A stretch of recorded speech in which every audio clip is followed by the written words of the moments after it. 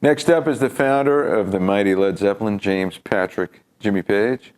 Jimmy was born January 9th, 1944, and began his professional career as a session guitar player. In 1966, he joined the Yardbirds with his good buddy Jeff Beck, and in 1968, turned that band into Led Zeppelin. Jimmy's an interesting guitar player because, like his peers, he was influenced by the American blues guitar players like B.B. King and Buddy Guy, but he had played skillful music when he was young and was very influenced by English and Celtic folk as well as Indian raga. One of the things he popularized was to use alternate tunings on the guitar, which came from English and Celtic folk. One of those tunings is known as dadgad.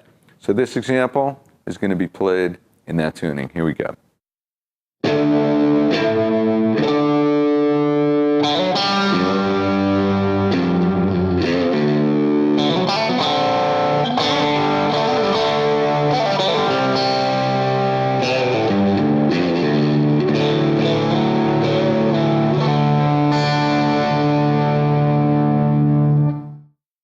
All right, let's first take a look at the tuning. It's called dadgad because those are the way the strings are tuned from low to high. D, A, D, G, A, D.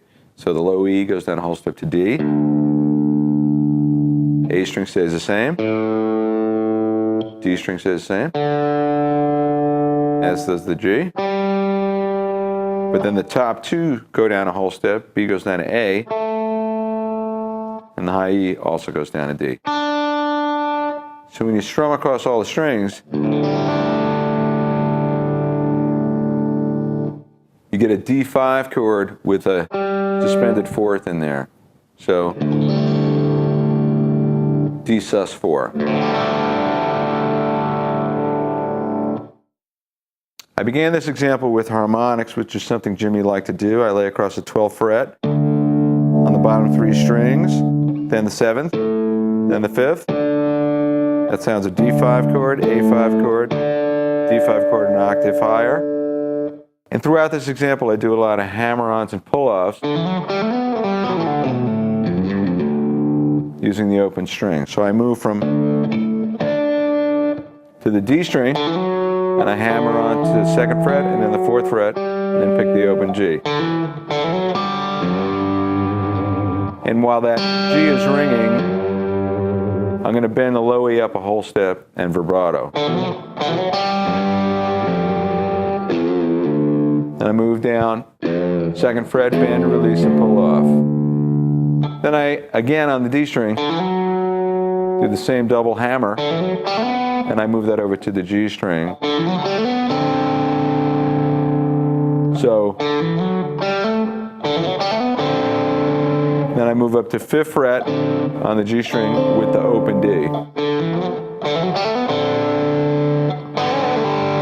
Then I'm going to move back, 4th fret, bend, release, pull off, pull off.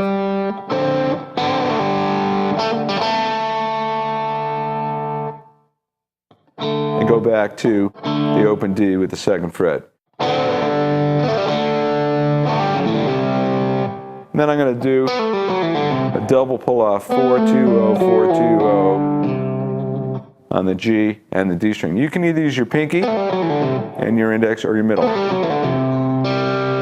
When I get to 3rd fret of the A string, that's a C note with the open G, that makes a G5.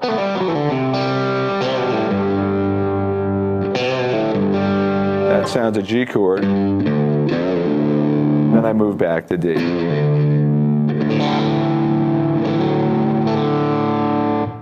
The way I racked up the example is I strum across the bottom three, and I quickly hammer on 2nd fret of the D string to get that 9th sound, or the 2nd. And it's nice to hear it resolve to the major 3rd.